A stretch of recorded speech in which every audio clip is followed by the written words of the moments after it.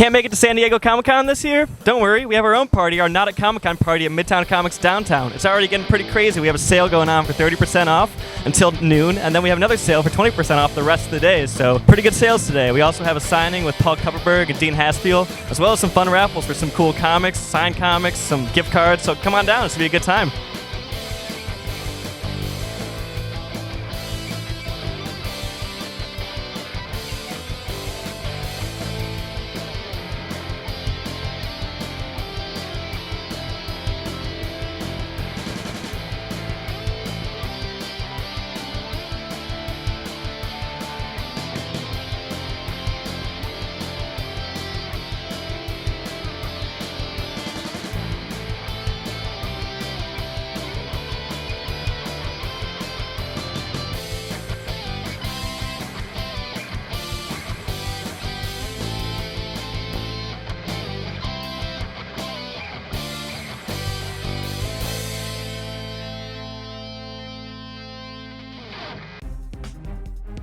Sitting here with Dean Haspiel, who is kind enough to drop by for our Not at Comic-Con party, where he is signing an array of books. Yes. We've got Fear My Dear and The Fox. So the Fear My Dear, that is a new release, but you've been working on it for how long? Well, this is something I created. I actually created the character Billy Dogma in 1995 as a way to have an avatar, my own hero, that speaks to the kind of emotional truths that I care about when I write and draw comics. And then in 2006, when I co-created Activate, the webcomics collective, I did two stories. One was called Immortal and one was called Fear My Dear, and that was the 2-year time period between 2006 and 2007. And then I recently, with Z2 Comics, collected Fear My Dear and Immortal into one book, which tells one story. And it's a nice, beautiful hardcover, and it's got two different sequences. One is all in red, and then the other one's all in yellow and orange, kind of like a Sergio Leone Western in a way. And it's got a lot of violence, love, and it's psychological as well. So you're doing the interiors now for Batman 66, did I see correctly? I just did a Batman 66 with writer Gabe Soria and my colorist on The Fox, Alan Pasalacqua.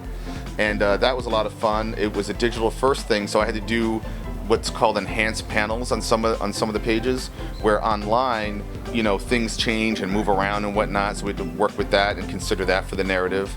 I also had the pleasure and the privilege to draw in the last 3 issues of the Fantastic Four, which is my favorite comic book of all time, if I had to pick one. I had the honor of being part of the canon of that story, and actually it was evoking a Silver Age time within the story that I drew. Again, that's kind of like where I hopscotch between kind of doing an indie style, and then when I do mainstream, it is more evocative of the Silver Age, and that's the kind of stuff that I do and I love.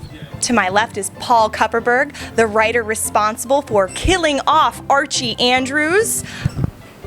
I know a lot of people have said that he died in a fashion very appropriate for Archie. It's how you would expect him to go. It was very in character. Can you explain who you think Archie is and why that's appropriate? Sure. Well, Archie is, you know, the kid next door. He's always there to lend a helping hand, to do something for his friends or his family. The whole time I was writing this book, it was all about Archie being a part of everybody's life. And when he saw that a friend was in danger, he just reacted. He didn't even think about it. You know, that's who the character is. And how are all the other characters in the Archie universe handling it? Well, we did the death of story, and then there's a issue number 37, which was called 1 Year Later, which tells us the story of everybody in Riverdale afterwards. And you know, everybody seems to be bearing up under the strain. You know, time has passed, and they're doing something to celebrate Archie and his life in Riverdale. So that's what that issue is all about.